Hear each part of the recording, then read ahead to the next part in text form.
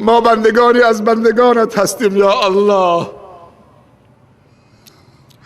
ما بی نیاز از رزق تو نیستیم یا الله. ما بی نیاز از رحمت تو نیستیم یا الله.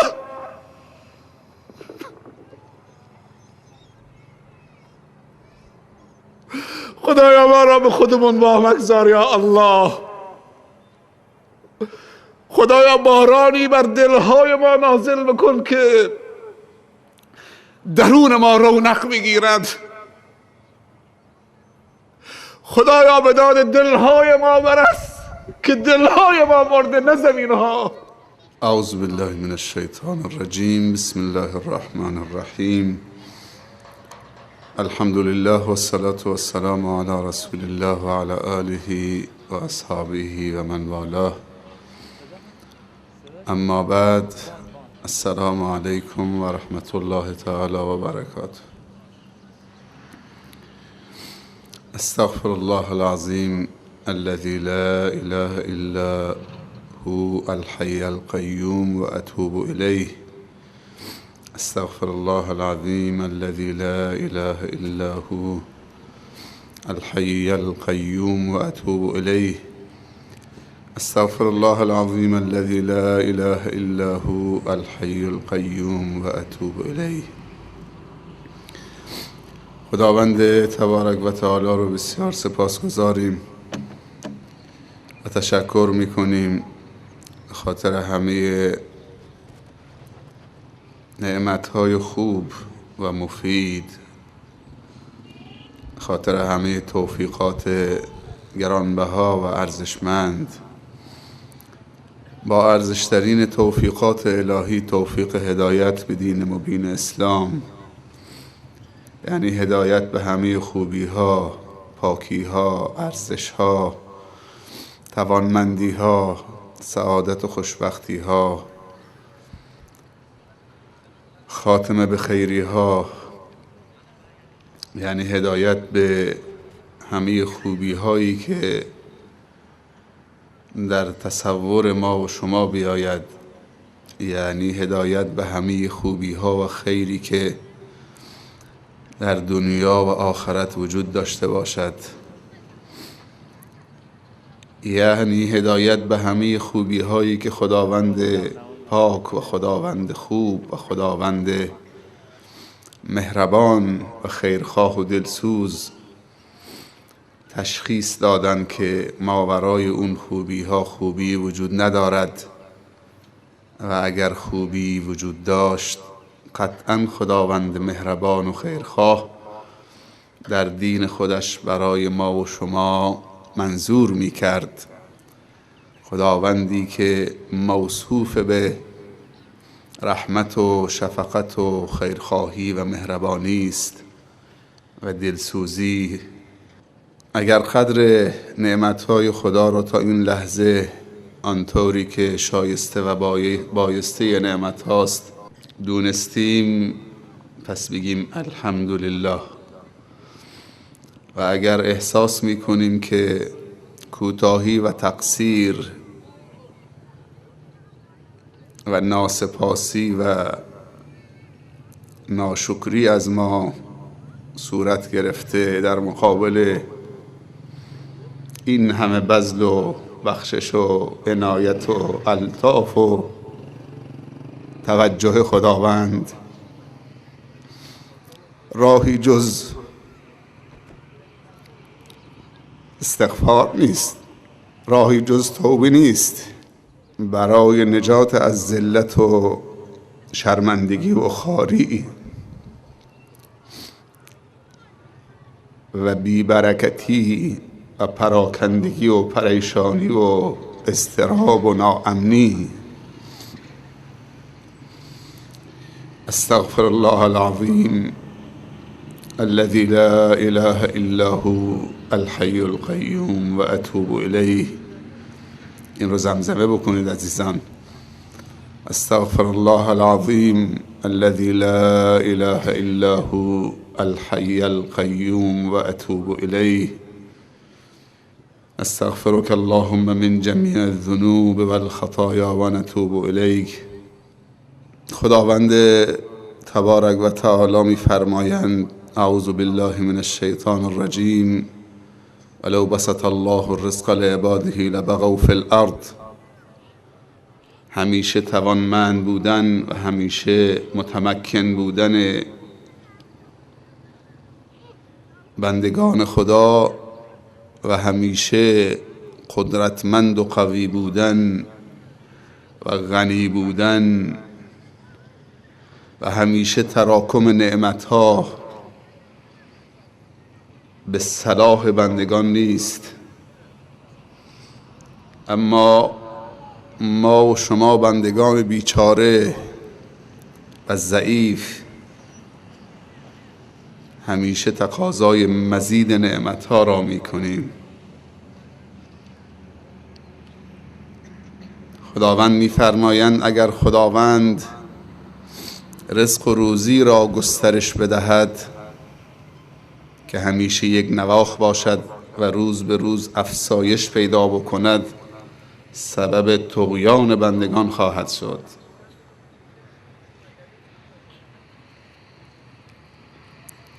در قحطی و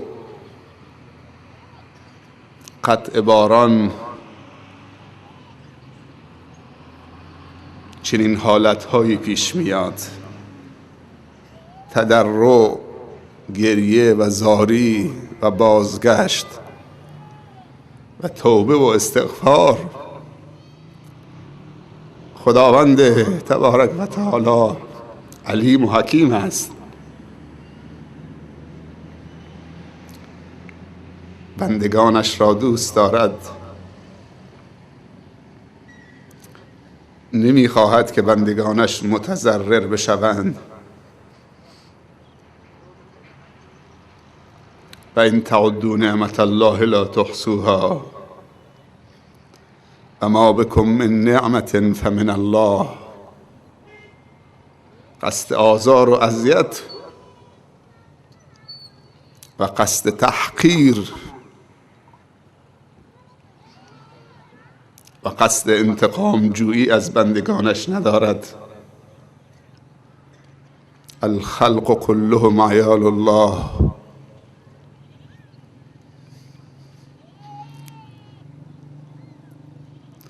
ما در خور خداوند نیستیم که از ما انتقام بگیرد.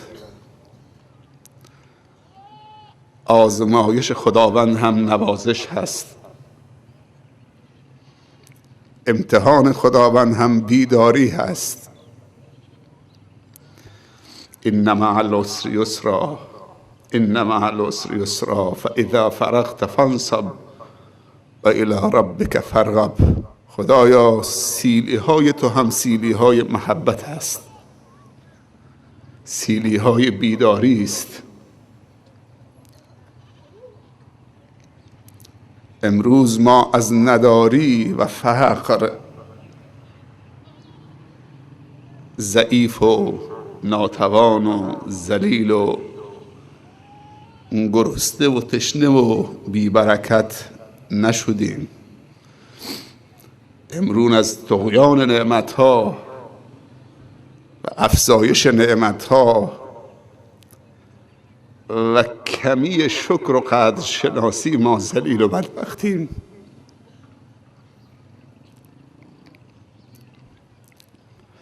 از دارایی و تمکن و غنا و ثروت بیچاره شدیم. از خود بی خود شدیم، مغرور و ظالم شدیم.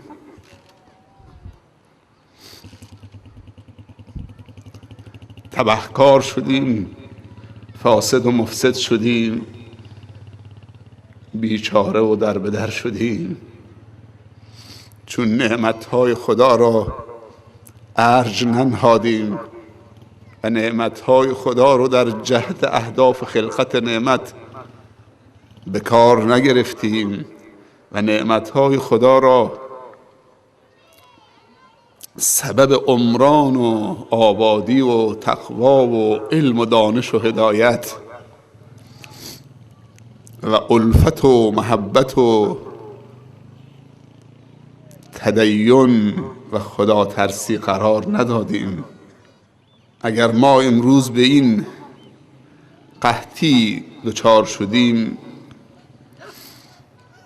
مهمترین عامل این قحطی احساس بی‌نیازی است. سبحان الله، با نعمتهای خدا احساس میکنیم که از خدا بی‌نیازیم.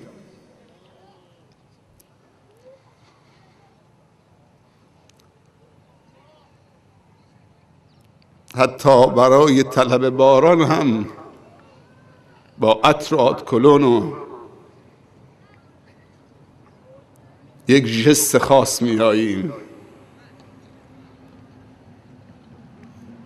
سنت است که از خانه با پای پیاده سرافکنده از خانه با استغفار بیایید، نه با خنده و قهقه،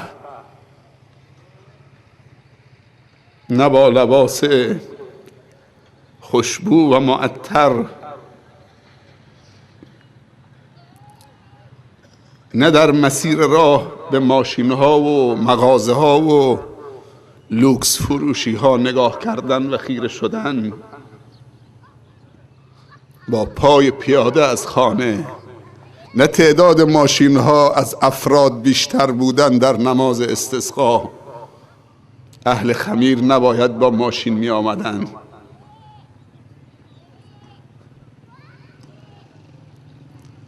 پیامبر با پای پیاده رفته، میتونست بهترین اسب و بهترین شتر سوار بشه. در نماز استسقا یعنی طلب باران، نهایت ذلت و تواضع و اظهار نیاز. اونقدر باید تواضع و ذلت و خشوع و تضرع و گریه و زاری داشته باشید که از زمانی که از خانه حرکت کردید استغفار از تو جدا نشود. چطوری آمدیم طلب آب بکنیم در صورتی که فکر میکنیم شیر آب باز میکنیم آب فواره میزنه تو لوله؟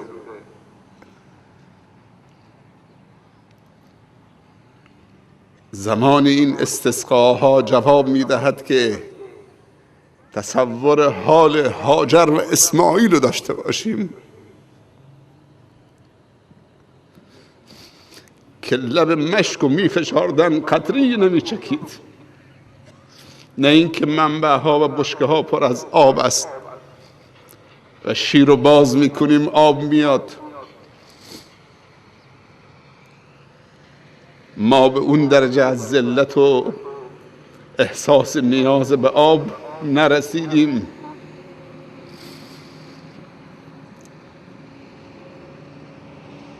بچه هامون از تشنگی گریه نکردن چون اسماعیل.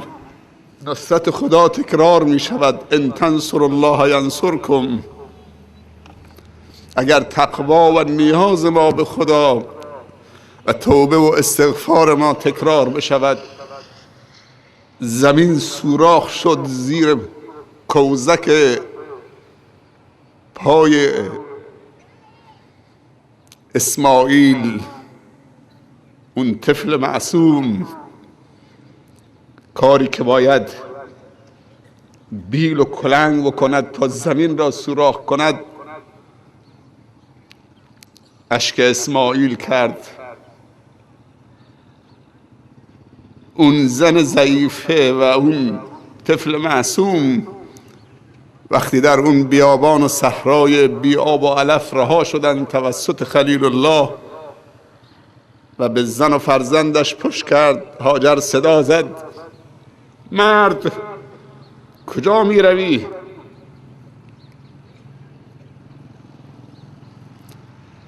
یک زن ضعیف و یک طفل معصوم تو این بیابان رها کردی. آیا به امر خداست یا تصمیمی از پیش خودت؟ گفت امر خداست. ربنا إني أسكنت من ذريتي بواد غير ذي زرع عند بيتك المحرم ربنا ليقيموا الصلاة فاجعل أفئدة من الناس تهوی إليهم.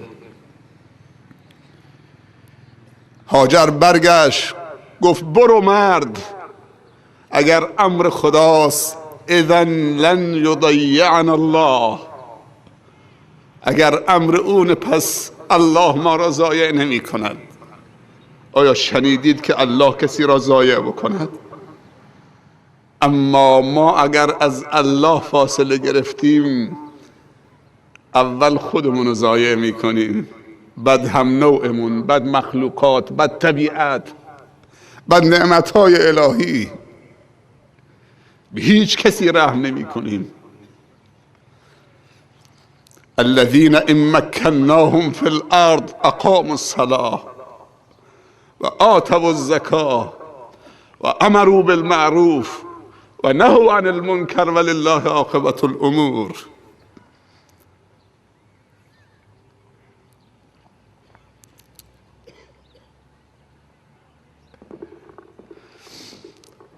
اگر متمکنین در جامعه، اونهایی که توانمندن، چه از نظر حکومت، چه از نظر مال و ثروت، چه از نظر جاه و منصب، اینها اسباب تمکن هست. علم، دانش، مال، ثروت، پست و مقام، اینها اسباب تمکن هست در جامعه. امروز متمکنین جامعه پشت به خدا کردند. امروز متمکنین جامعه نیاز به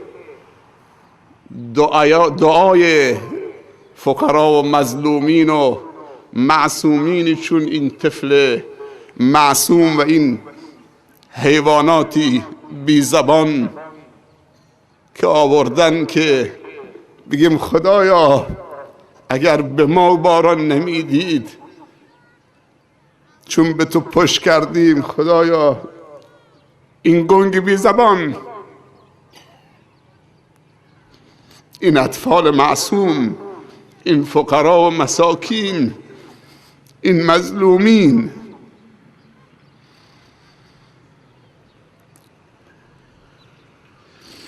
خداوند میفرماید کسانی که اونها را در زمین متمکن کردم باید 4 کار انجام بدهند. خوب دقت بکنید، نه اینکه متمکنین ظلم بکنن، اسراف بکنن، فساد بکنن با تمکنی که خدا به اونها داده.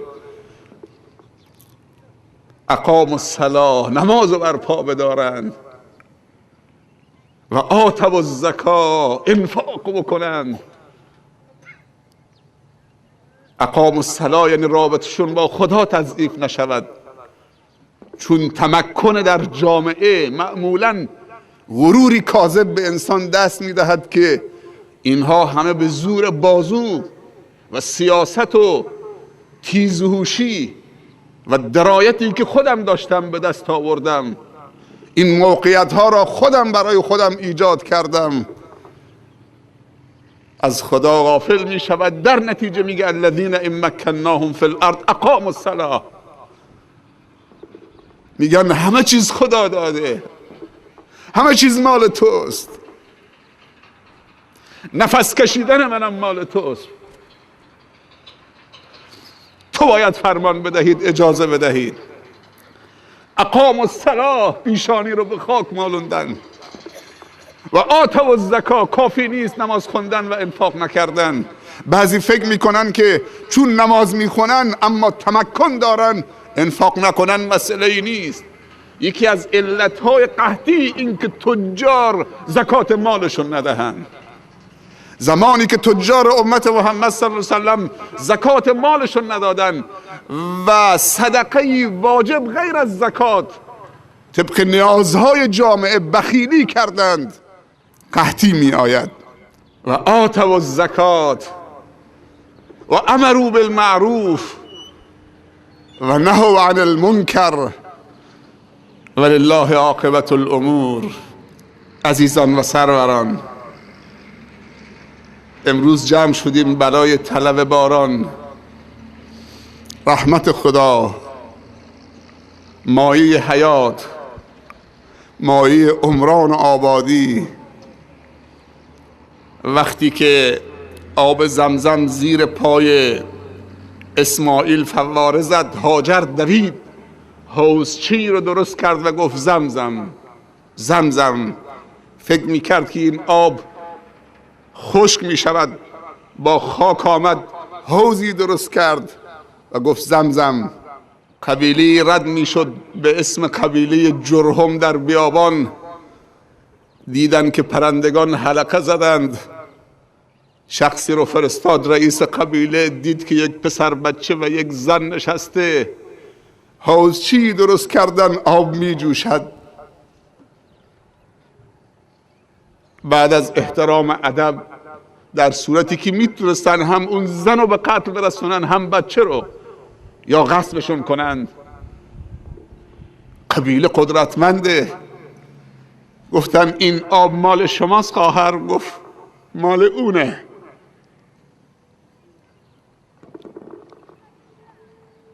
مال اونه. بیا پسرم، بیا این بالا، همونجا بیست، رو به مردم. همه آوردن اونجا خیمه زدن.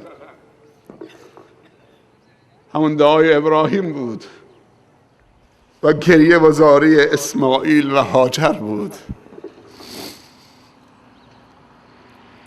آباد شد، اسماعیل بزرگ شد، از همون قبیله زن گرفت. پسرم، حاضرید برای ما دعا بکنید؟ ما خیلی گناهکاریم.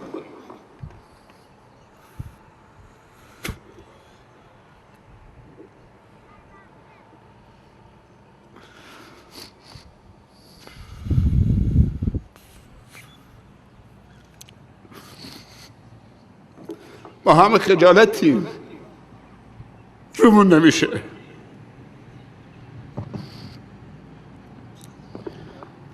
حاضرید برای ما دعا بکنید خدا باران بده؟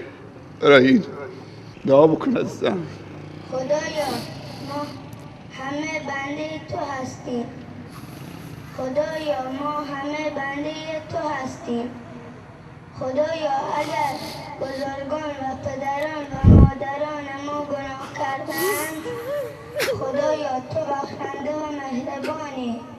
خدایا همه ما را ببخش و بیامرز. خدایا باران رحمتت را بر ما سرازیر بفرما.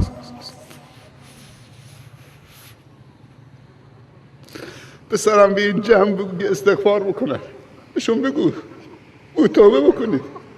بچه به این بزرگترها بگو، به بچه ها چی؟ بزرگترا توبه بکنید. توبه بکنید، دوباره بگو بزرگترا توبه بکنید. استغفار بکنید. استغفار بکنید.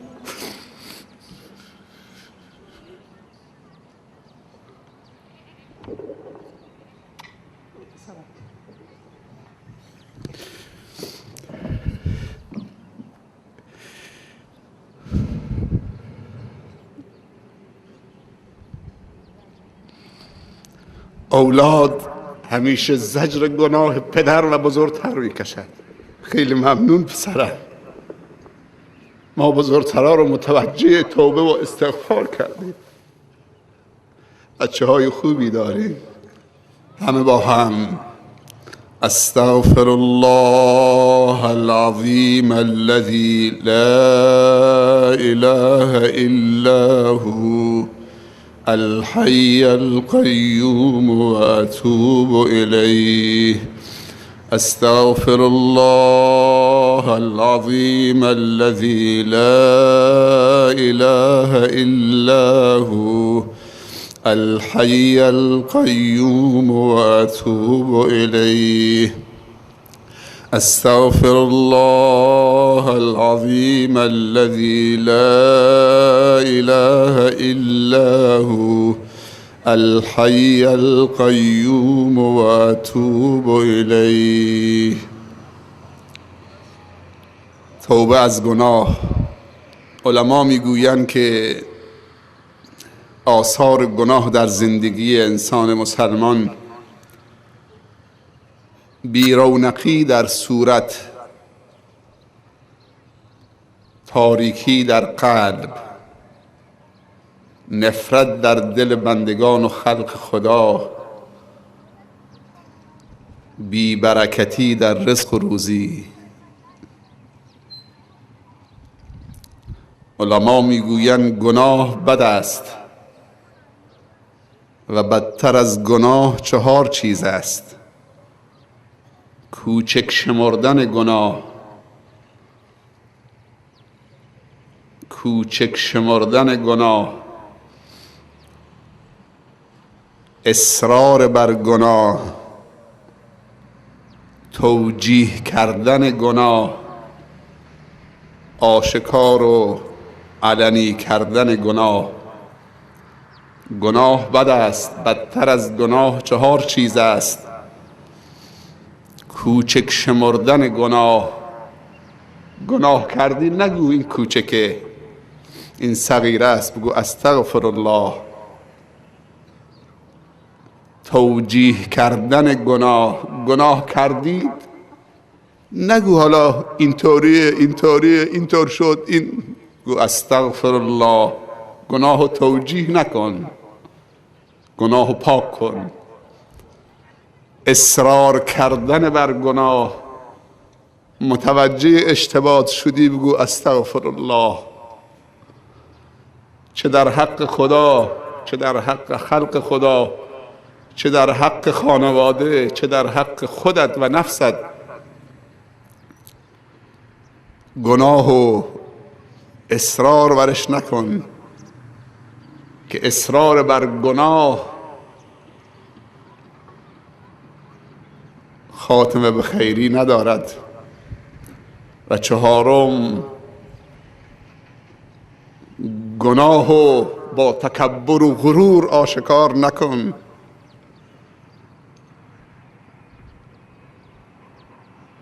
چون پیامبر صلی الله علیه وسلم فرموده هر گناهکاری امید به رحمت خدا داشته باشد مگر مجاهرین به گناه، اونهایی که خداوند در تاریکی شب و در خلوتشون بر اونها ستر کرده، اما صبح با طلوع آفتاب در مجامع عمومی در جمع دوستانشان ستر خدا رو پاره میکنن، میگویند دیشب فلان کار کردیم، دیشب فلان کار کردیم، تا صبح عیش و نوش داشتیم. ستر خدا رو، پرده‌ای که خدا بر اونها انداخته، پاره میکنن. اعوذ بالله من الشیطان الرجیم. بسم الله الرحمن الرحیم. ولو ان اهل القرى آمنوا واتقوا لفتحنا عليهم برکات من السماء والارض. فتحنا عليهم برکات، برکت‌های آسمان و زمین را بر روی اونها باز می‌کنیم. شیخ عائض القرنی نقل می‌کند از یکی از صالحین و عابدین از فضلا در کتاب لا تحزن غم مخور، میگی که با خانواده و فرزندانم به صحرا رفتیم. در صحرا بودیم که هرچی آب بود تمام شد، نوشیدنی که همراهمون بود تمام شد، بچه ها تشنه شدن، گریه و زاری بلند شد. رفتم اطراف نگاه کردم،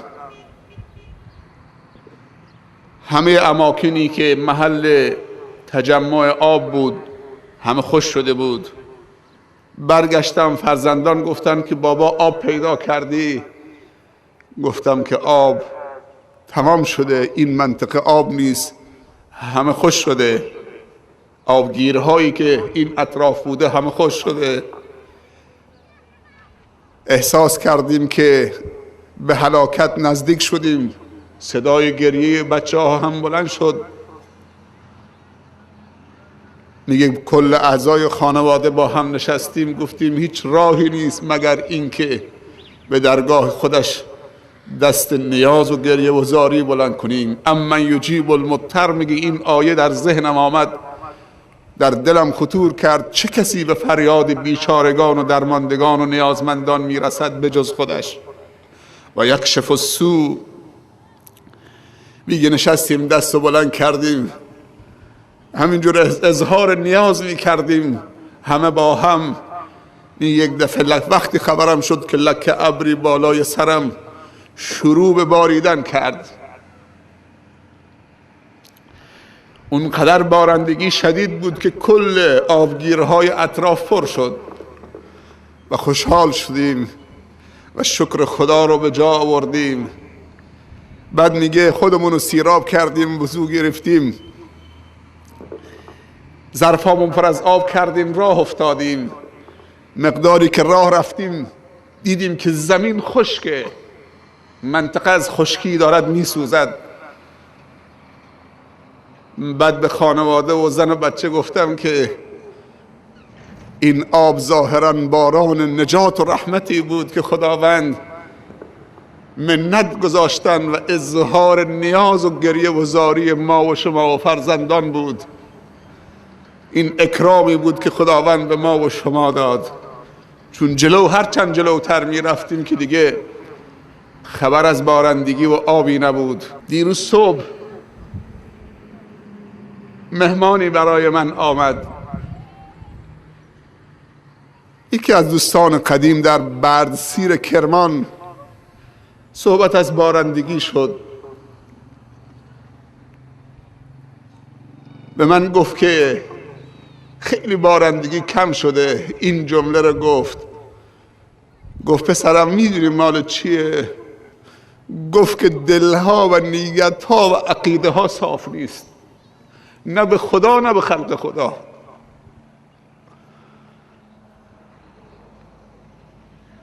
گفت عدم بارندگی، سرما هست، یخبندان هست، برف هست، ولی باران نیست.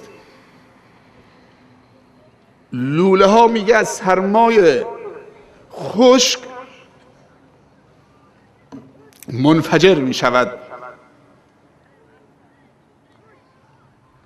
لوله دوام نمیکنه، داخلش یخه، آب تو لوله هست، نمیتونیم، لوله داره پاره میشه.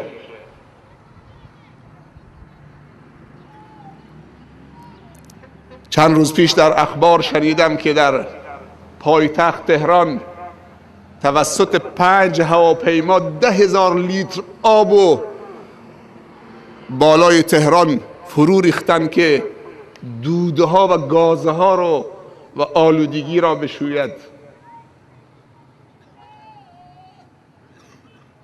و بعد گفتن که میخواهند 10 تا هواپیما بکنن. راه فقط استغفاره، راه فقط عقیده صاف بودن به خدا و خلق خداست.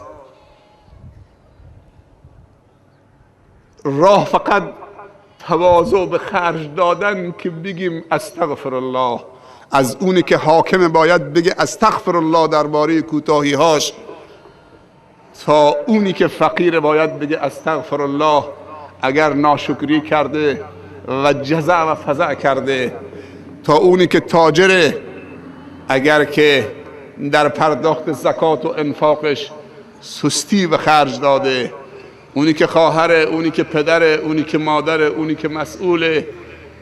راه فقط استغفر الله. چند سال میخواهیم بگیم استغفر الله، اما نمیتونیم، اما نمیگذارن، اما اجازه نمیدن. چرا اجازه نمیدن؟ مگر آمر و ناهی تو چه کسی است غیر از الله هست؟ پس بگو و خودت راحت کن. استغفر الله العظیم الذي لا اله الا هو الحي القيوم و اتوب الیه. حضرت سلیمان قومشو جمع کرد، برای طلب باران به صحرا می رفتن. رسید به یک مرچی که خودشو به پشت انداخته، صورتش به آسمانه، دعا می کرد. میدونه دعای این مرچی چه بود؟ در مسیرش دید که مرچی ناچیز خودشو به پشت انداخته روی خاک، سر به آسمان، میگه اللهم انا خلق من خلقك حضرت سلیمان مات و مبهوت شد، به قوم گفت بیستید. چه داره میگه؟ این مورچه خودشو به پشت انداخته رو خاک، میگه اللهم انا خلق من خلقک. بار الله پروردگارا، ما گروهی از خلق تو هستیم.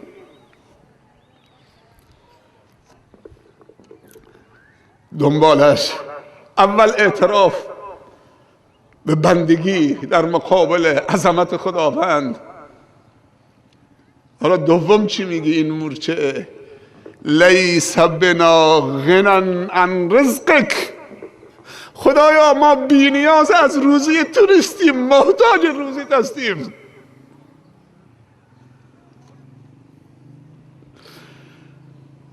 گریه یک مورچه را بشنوید که این نبی الله صداشو فهمید و شنید. مورچه میگوید که حالا ما برامون فرش کردن، مواظبیم که این گوشه شلوارمون رو خاک ننشینه. اگر این گوشه فرش کمی جا به جا شد، تو نماز استسقا آمدیم دستمون به شلوارمون که خاکی نشیم.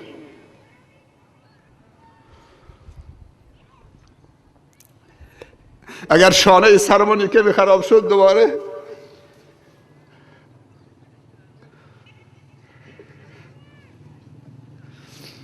ما بندی از امتی از امتان تو، بندی از بندگان تو، خلقی از خلق تو.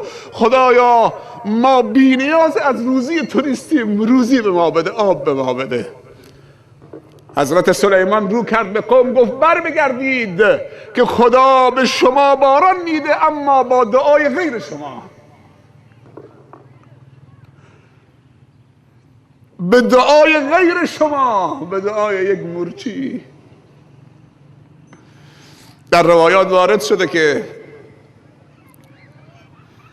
خداوند فرموده که اگر بندی من دستشو بلند کرد 3 بار گفت یا الله، همه با هم بگیم عزیزان، یا الله یا الله یا الله. انا خلق من خلقک. دعای مورچه، ما بندگانی از بندگانت هستیم یا الله. ما بی نیاز از رزق تو نیستیم یا الله. ما بی نیاز از رحمت تو نیستیم یا الله.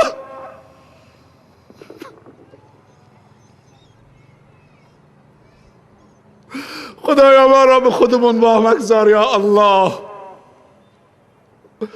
خدایا بارانی بر دلهای ما نازل بکن که درون ما رونق بگیرد.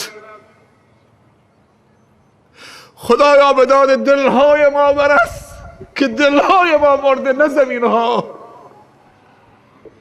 درون ما خشکیده یا الله. خدایا بارانی بر دلها و افکار ما بریز و به داد دلها نیتهای ما،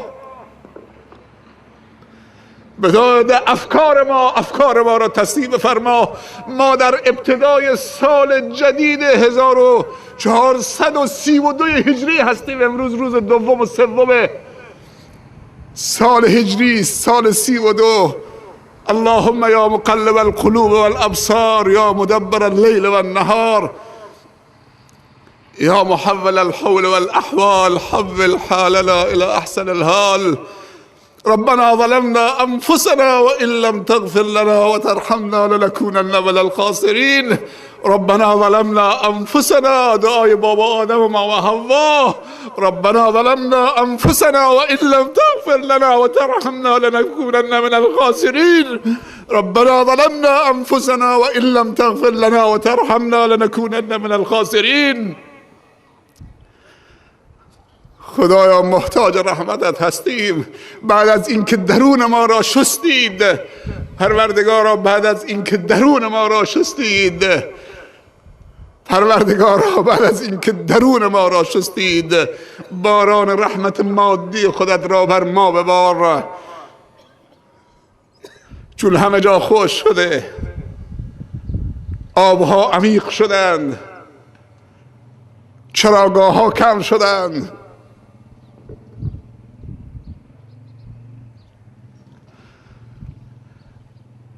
بندگان تو نگرانند. خدایا اینایی که میبینید 90%شون 2-3 روزی که روزه هستند، امروز با دهان روزه آمدن. خدایا صندوقی برای بیماران تالاسمی و سرطانی و کلیوی گذاشتند.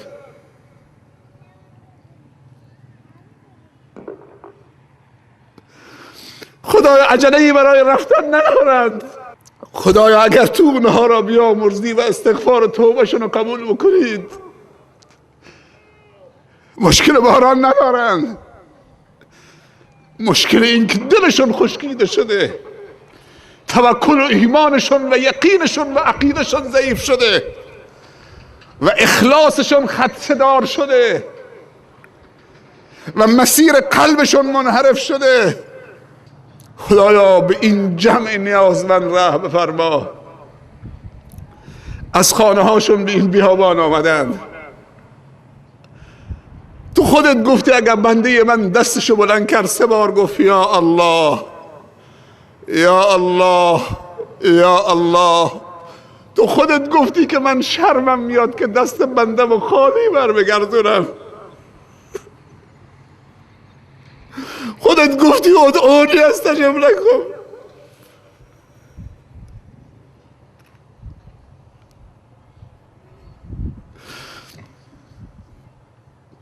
خدایا ما نیازمند و درمانده و بیچاره و فقیر هستیم.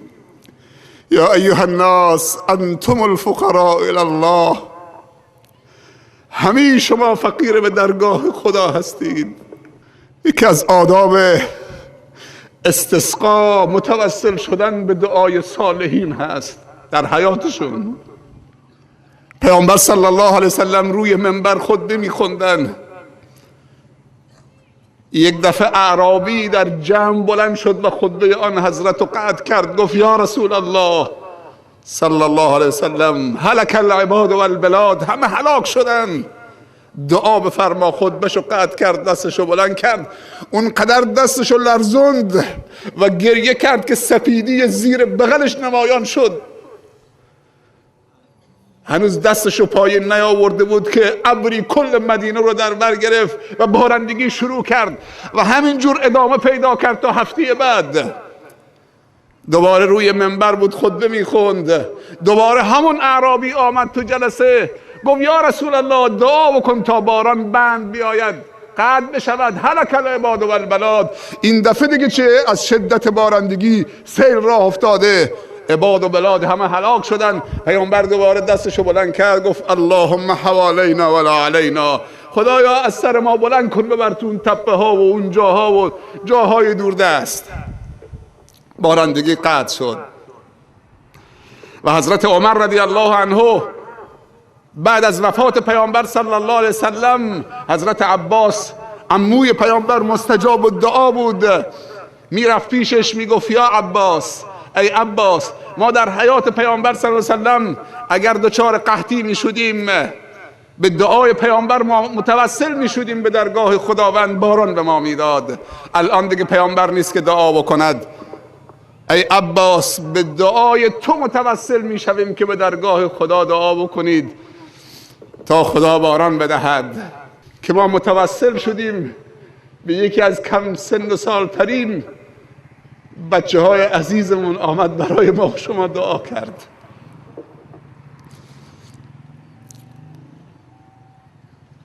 قبل از اینکه نماز استسقا خونده بشود 2 رکعت نماز مثل نماز عید، خطبه هم بعد از نماز می نشینیم تا آخر خطبه همدیگر رو حلال بکنید. اگر 2 نفر تو این جمع باشن که به هم پشت رو هستن، با هم قهرن، اگر نمامی در این جمع هست که از رونق جامعه اسلامی خوش نمی شود، اگر تارک الزکاتی در این جمع هست، اگر فرزندی که بی احترامی به پدر و مادرش کرده، اگر ظالمی که به فقیر ظلم کرده، اگر بدهکاری که حق طلبکارش رو پرداخت نمی کند و متمکن هم هست، اگر زن و مردی که بی احترامی به هم کردند، اگر مردی که در حق خانواده و اولادش بی حرمتی می کند، اگر شریکی که به شریکدارش خیانت کرده، اگر معلمی و عالمی که در حق بندگان خدا و شاگردان و طلاب کوتاهی کرده، اگر شیخ و عالمی که معصیت خدا می کند، همه باید توبه بکنند، همه باید استغفار بکنند. یک صفحه جدید، یک پرونده جدید. فرمانداری مدارس رو تعطیل کردن، بچه ها را آوردن، این اطفال معصوم که برای ما دعا بکنن. نیروی انتظامی راهنمایی و رانندگی، شهردار محترم که تصدیح این محل و امکانات و حتی آب برای وضو گرفتن آورده، تانکر آب، از همه فراموش شده را احیا بکنیم. از همه و همه تشکر میکنیم. خداوند به همه شما جزای خیر بده که کاری کردید که ما بیایم اینجا این خیرات و برکات نصیب ما بشود. همطور که نشستی نمیگم که بلند بشید همدیگر رو در آغوش بگیرید، همینطور که نشستید دلتو پاک کن، صاف کن، چون خطبه خونده میشه، تو خطبه هم دعاست. دلتو پاک و صاف بکن، همه رو حلال بکن و تصمیم بگیر که انشاءالله زندگی جدید رو با همه شروع بکنید و خیر و برکتت به همه برسه و خداوند تو رو با برکت قرار بده. تا قبل از اینکه آقای عبدالباعث قطالی حفظه الله در جایگاه قرار بگیرن، همه عزیزان چند لحظه سکوت، اگر میشه چشماتم رو هم بذار، 3 بار استغفار جانانه و کل زندگی گذشته تو بیادت بیار، کوتاهی ها، تقصیراتت، و فکر بکن که خداوند به خاطر یک گناهکاری که تو جمع هست، اونم من مسئله پردل خدا باران رو از اینها قطع کرده. اگر یکی هست خودت تنهایید، بعد بگو خدایا یعنی من اینقدر بدم که به خاطر بدی من اینها رو محروم کردی. خدایا من تصمیم میگیرم توبه بکنم و خوب بشم. خدایا به اینها باران بده. ما نمیگیم اونی که بده از جمع بره بیرون، قرار نشده که خداوند ستاره، ما بگیم بلند شه بره بیرون. یک کمی فکر بکنه اونی که بده همینطور که نشسته کسی از حالش نمیفهمه، اینو بندازه رو سرش، چشمش هم ببنده، بگو استغفر الله، خدایا من یکی بدم. یعنی اینا همه جمع خوبانن، همه استغفار و گریه میکنن. چند لحظه سکوت،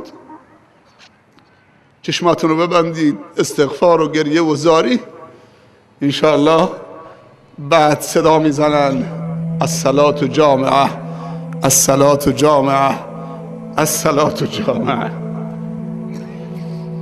آخر دعوانا ان الحمد لله. به نادانی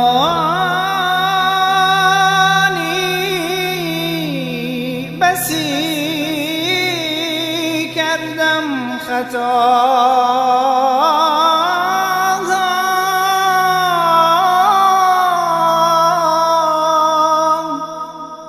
پشیمانم خدا